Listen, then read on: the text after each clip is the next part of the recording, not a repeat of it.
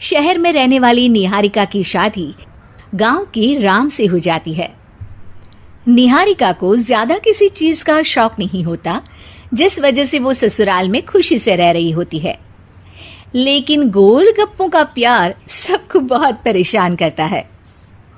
देखो जी, हमारी शादी को ना 1 हफ्ता हो गया और मुझे गोलगप्पे खाए हुए पूरे 7 दिन बीत गए। इतने लंबे समय तक अपने गोलगप्पों के बिना मैं आज तक नहीं रही। ओहो, आई बड़ी गोलगप्पे खाने वाली। हुक्म तो ऐसे चला रही है जैसे तेरे पापा ने हमें यहाँ कोई दुकान खोल कर दी हो। बेटी तो दी है ना, अब उसे थोड़े गोलगप्पे तो आप भी खिला सकते हैं ना।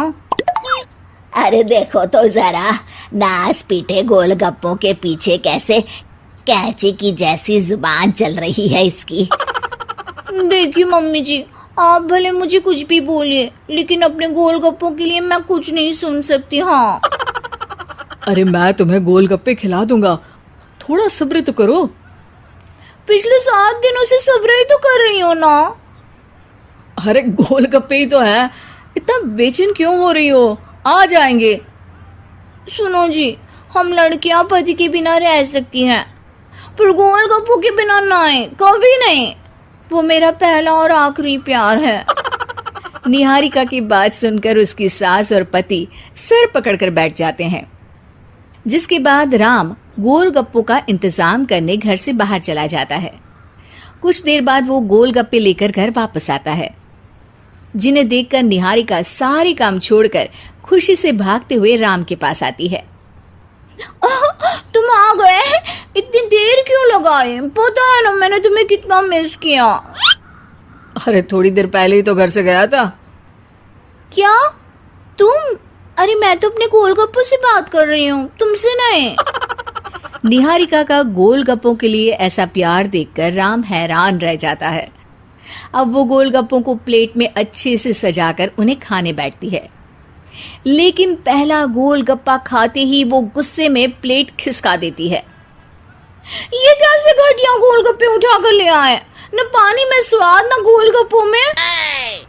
हाय हाय, महारानी के नखरे तो देखो, इन्हें गोलगप्पे में भी अलग अलग स्वाद चाहिए। ठीक है, आप लोग इस पर बहस मत शुरू कर देना, मैं ना कल दूसरी जगह से खरीद लाऊंगा, ठीक है? अगले दिन राम निहारिका के लिए गांव में दूसरी दुकान से गोलगप्पे खरीद कर लाता है, पर उसे वो भी पसंद नहीं आते। जिसके बाद बहुत दिनों तक यही सिलसिला चलता रहता है, जिसमें राम अपनी पत्नी के लिए दूसरे गांव तक जाकर वहां से भी गोलगप्पे खरीद कर लाता है, पर निहारिका को कहीं के कोई भी गोलगप्पे पसंद ही नहीं आते। तुमको तो अच्छे गोलगप्पे की पहचान करना आता ही नहीं है। तुमको गोलगप्पे का प्यार पता ही नहीं है, तुमसे कुछ होता ही नहीं है।